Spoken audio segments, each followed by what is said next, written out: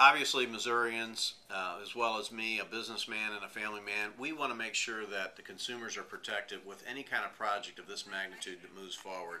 And I've gone the extra step of making sure that we work together with the folks who are concerned about this bill, as well as the folks who are behind this bill, the electric consortium that will be putting this forward, to make sure we have the best consumer protections in place. We have several of them in place. First and foremost is the Public Service Commission of the state of Missouri. As this early site permit process moves forward, every dollar from $1 will have to be prudently reviewed by the Public Service Commission. I think that's an incredibly important step to safeguard what consumers want, which is fair price for affordable energy.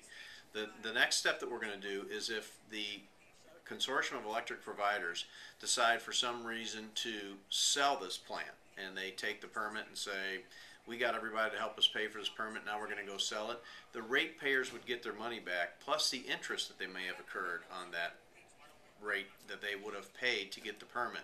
We call that a clawback provision. We think that's very important to let ratepayers know, should this permit be sold to another company, they will in fact get their money back. We think that's a huge piece of consumer protection.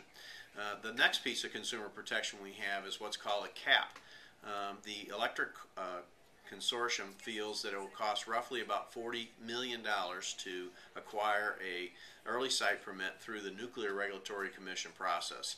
And that is a cap that they're willing to say that they're going to adhere to, and anything over that, they would also have to have full review from the Public Service Commission. I think that's an important piece for people to know, that there are several very good consumer protection items in this bill that will allow Missourians to feel comfortable with how this will move forward.